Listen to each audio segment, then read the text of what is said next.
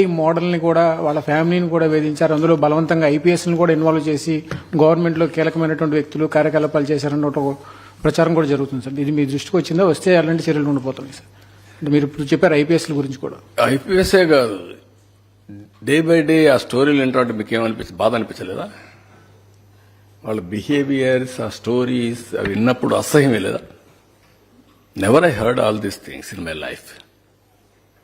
In politics ఎప్పుడో ఒక చిన్న ఇది వస్తే అది పెద్ద స్కాండల్గా ఊహించుకున్నాం ఒకప్పుడు.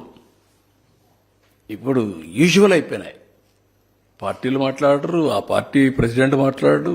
ఏం నాకు ఈరోజు నిన్న మా వాళ్ళు ఏదో చిన్న పనులు చేశారంటే I'm very serious about it.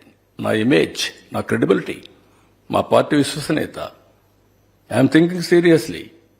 I want to talk to them very frankly. I want to guide them, or otherwise I want to be very form. అలాంటివి నేను ఆలోచిస్తుంటే ఇన్ని జరుగుతా ఉంటే మాట్లాడరా మీరు? అంటే ఏంటి మీ ప్రవర్తన? ఏమి రాష్ట్రం ఏంటి?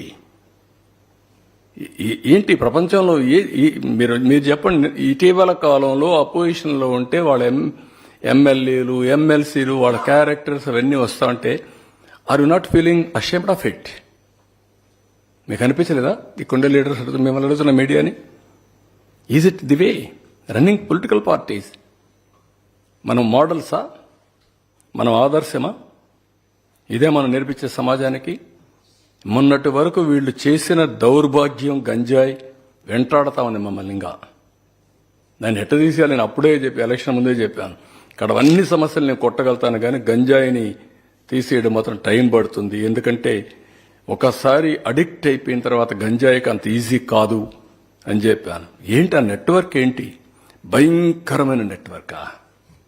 ఎక్కడొస్తాడో, ఎవడు తెస్తాడో, ఎవడమ్ముతాడో ఎవడికి తెలియదు. ఒక భయంకరమైనటువంటి నెట్వర్క్ క్రియేట్ చేసి రాష్ట్రాన్ని గంజాయి మత్తలో సుడిగుండంలో నెట్టేసే పరిస్థితికి వచ్చారు. దాన్ని చూస్తే బాధ, ఆవేదన. కానీ వాట్ కెన్ వి డూ? అంత ఈజీగా ఉండదు.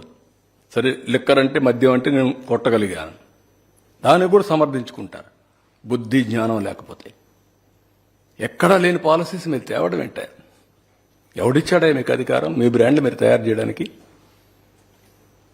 There is a national brands, there is international brands, there are companies over a decades, centuries, they are in that profession. ఎవడో తీసుకొస్తావు, ఏదో బ్రాండ్ పెడతావు, ఏదో చేస్తావు, కలుపుతావు అంటే మొలాసెస్ కలిపేసి ఇచ్చేస్తే లిక్కర్ అయిపోతుందా?